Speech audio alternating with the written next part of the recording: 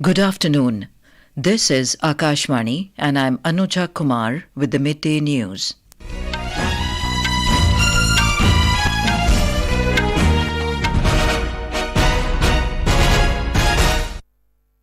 The headlines. Prime Minister Narendra Modi inaugurates vibrant Gujarat Global Summit in Gandhinagar. Former President Ram Nath Kovind expresses concern over fake news, paid news and deepfake, says one has to be ready to tackle challenges arising out of new technology. India says it is in constant touch with leaders of Israel and Palestine for early restoration of peace and stability in West Asia. World Hindi Day is being observed today to promote Hindi language abroad. IIT Madras to open new campus at Kandy in Sri Lanka, and Maruti Suzuki India to invest 35,000 crore rupees to set up its second manufacturing plant in Gujarat. And now the news in detail. Prime Minister Narendra Modi has said that India is progressing as Vishwamitra in the changing world order, and the world is looking at India as an important pillar of stability. Addressing at the inaugural session of the 10th Vibrant Gujarat Global Summit at Mahatma Mandir in Gandhinagar, Mr. Modi reiterated India's commitment to develop sustainable industries infrastructure, new age skills, green and clean energy and semiconductor ecosystem in the country. आज तेजी से बदलते हुए world order में भारत विश्व मित्र की भूमिका में आगे बढ़ रहा है। आज भारत ने विश्व को ये भरोसा दिया है कि हम साझा लक्ष्य तय कर सकते हैं, अपने लक्ष्य प्राप्त कर सकते। विश्व कल्याण के लिए भारत की प्रतिबद्धता, भारत की निष्ठा, भारत के प्रयास और भारत का परिश्रम आज की दुनिया को ज्यादा सुरक्षित और समृद्ध बना रहा है।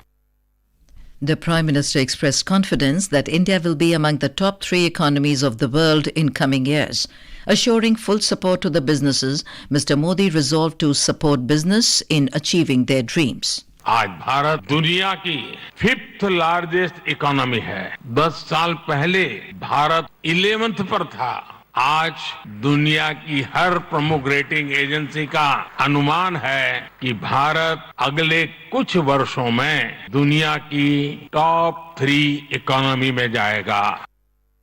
The Prime Minister said, with the 10th edition of Vibrant Gujarat Global Summit, India's relations with UAE and Africa have further strengthened. Vibrant Gujarat summit economic development और इन्वेस्टमेंट से जुड़ी जानकारियों और अनुभव साझा करने का ग्लोबल प्लेटफॉर्म बन गई। इस समिट में भी भारत और यूएई ने फूड पार्क्स के विकास के लिए, इनोवेटिव हेल्थ केयर में निवेश के लिए कई महत्वपूर्ण समझौते किए हैं। भारत के पोर्ट इंफ्रास्ट्रक्चर यूएई की कंपनियों द्वारा कई बिलियन डॉलर के नए निवेश पर सहमति बनी। He called the summit as a true gateway for development. Mr. Modi said the country has witnessed a revolutionary transformation in digital infrastructure and huge expansion of the road, rail, water and air infrastructure. निकट भूतकाल में भारत की आजादी के 75 साल पूरे हुए और अब भारत अगले 25 वर्षों के लक्ष्य पर काम कर रहा है। जब भारत अपनी आजादी के 100 वर्ष मनाएगा, तब तक हमने भारत को विकसित बनाने का लक्ष्य रखा है और इसलिए ये 25 साल का कार्यकाल भारत का अमृत काल है। ये नए सपने, नए संकल्प और नित्य नूतन सिद्धियों का कार्यकाल है। UAE President Mohammed bin Zayed Al Nahyan was the chief guest of the event. President of Mozambique, Filipe Nyusi, and President of Timor-Leste, Jose Ramos Horta, Union Minister Piyush Goyal, and Gujarat CM Bhupendra Patel, along with the business representatives from more than 100 countries, attended the inaugural session. Maruti Suzuki India will invest 35,000 crore rupees to set up its second manufacturing facility in Gujarat.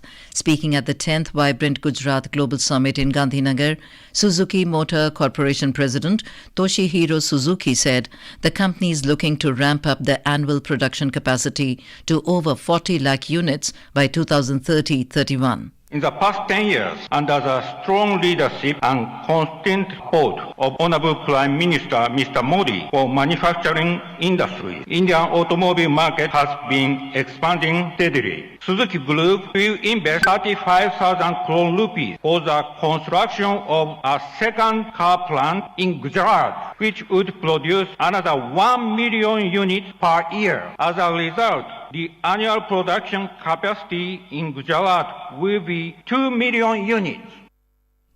Former President Ram Nath Kovind has expressed concern over fake news, paid news and deepfake, saying one has to be ready to tackle the challenges arising due to the emergence of new technology.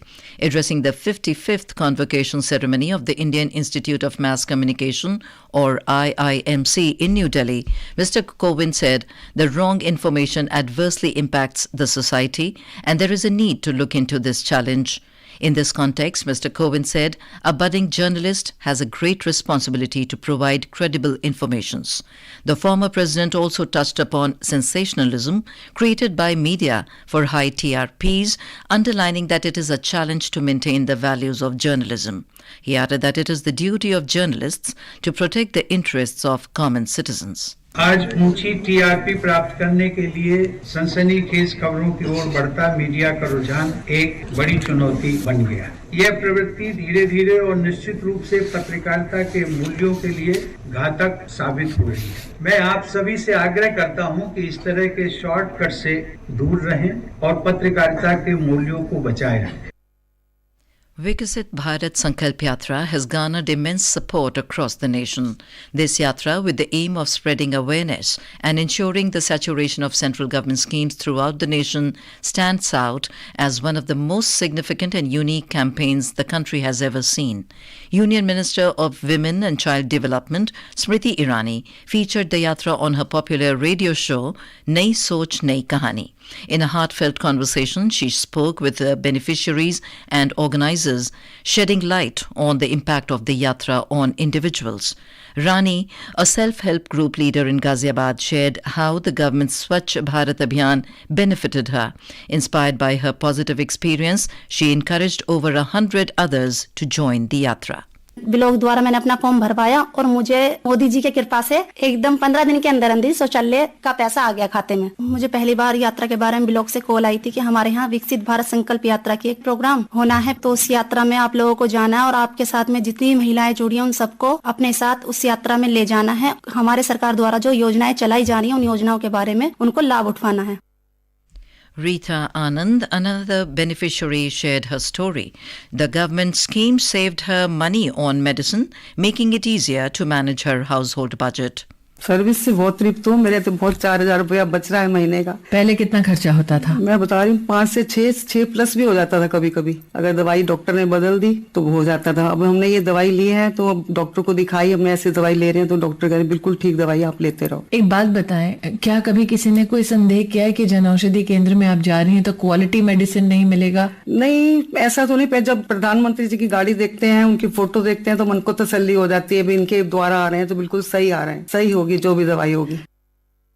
These stories are not just tales, they demonstrate how government efforts are making a real difference on the ground. This is Akashvani giving you the news. For quick news updates around the clock, follow us on our Twitter handle at AIR News Alerts. India has said that it is in constant touch with the leaders of Israel and Palestine, and its clear and consistent message since the start of the latest Middle East conflict has been to prevent escalation, to ensure continued delivery of humanitarian aid, and early restoration of peace and stability. India's permanent representative to the UN, Ruchira Kamboj, told the UN General Assembly that the ongoing conflict between Israel and Hamas has led to a large-scale loss of civilian lives, especially women and children, and has resulted in an alarming humanitarian crisis. The ongoing conflict between Israel and Hamas has led to a large-scale loss of civilian lives, especially women and children, and has resulted in an alarming humanitarian crisis. This is clearly unacceptable, and we have strongly condemned the death of civilians. India has a zero-tolerance approach to terrorism. I will also remind this Assembly that India has so far provided 70 tons of humanitarian aid, including 16.5 tons of medicine and medical supplies in 2 tranches to the people of Palestine. Sri Lanka's Education Minister Dr. Susil Prema Jayantha has said a new campus of IIT Madras would be started in Kandy in Sri Lanka. Speaking exclusively to Prasar Bharati's special correspondent, the minister said the proposal was part of the Budget 2024 presented by Sri Lanka President Ranil Wickremesinghe in his capacity as the finance minister. He added that he held discussions with the director and deans of faculties at IIT Madras during his visit last month. World Hindi Day is being observed today. The day is commemorated every year with the objective to promote the use of Hindi language abroad. On this day in 2006, the first World Hindi Conference was held in Nagpur with the aim to promote the language worldwide, and since then, every year, 10th of January is being observed as the World Hindi Day. The Ministry of External Affairs and Indian Missions Abroad also observe the day annually. On the occasion of World Hindi Day, the cultural arm of High Commission of India in Colombo, Swami Vivekanand Cultural Centre, organised a 2-day conference at Sri Lanka Foundation there. The High Commissioner of India to Sri Lanka, Santosh Jha, said that in addition to experts and students from Sri Lanka, around 15 Hindi experts will be participating in the 2-day conference. In Kerala, the NIA has taken into custody Sawad, the first accused involved in the gruesome incident of chopping the palm of a college professor belonging to the Newman College in Todupura in 2010. He was nabbed from his hideout at Mattanur in Kannur district yesterday.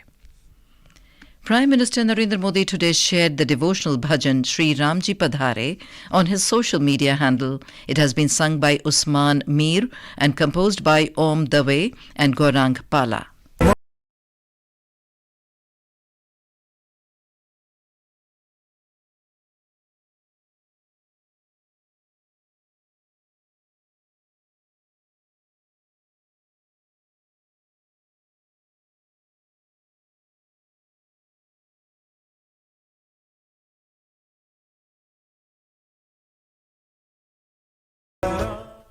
The India Meteorological Department IMD has forecast that cold to severe cold day conditions is likely to reduce over northwest India from tomorrow. It said the cold day conditions is likely to continue in isolated pockets of Rajasthan till tomorrow. Cold to severe cold day conditions were observed in most places over Punjab, Haryana, Delhi, West Rajasthan, Uttarakhand and Uttar Pradesh today. The lowest minimum temperature was observed in the plains of northwest India, and it was 3.8 degrees Celsius recorded at Sikar in Rajasthan. In sports, in badminton, India's Kidambi Srikanth advanced to the second round of Malaysia Open at Kuala Lumpur. He defeated world number 5 Indonesian Jonathan Christie in the opening round yesterday. Srikanth will next face former world number 1 Hong Kong's Eng Ka Long Angus in the pre-quarterfinals. Women's doubles pair of Ashwini Ponnappa and Tanisha Crasto also progressed to the second round after overpowering American duo Francesca Corbett and Alison Lee in the first round. Key domestic equity indices were trading in the red in today's afternoon session amid a fall in Asian stocks as investors prefer to stay on the sidelines ahead of the inflation data and key earnings this week. The Sensex was 113 points down to trade at 71,273 and Nifty was 47 points lower to trade at 21,498 when reports last came in. And now, before we end the bulletin, the headlines once again. Prime Minister Narendra Modi inaugurates vibrant Gujarat Global Summit in Gandhinagar. Former President Ram Nath Kovind expresses concern over fake news, paid news and deepfake, says one has to be ready to tackle challenges arising out of new technology. India says it is in constant touch with leaders of Israel and Palestine for early restoration of peace and stability in West Asia. World Hindi Day is being observed today to promote Hindi language abroad. IIT Madras to open new campus at Kandy in Sri Lanka, and Maruti Suzuki India to invest 35,000 crore rupees to set up its second manufacturing plant in Gujarat. And with that, we end the midday news.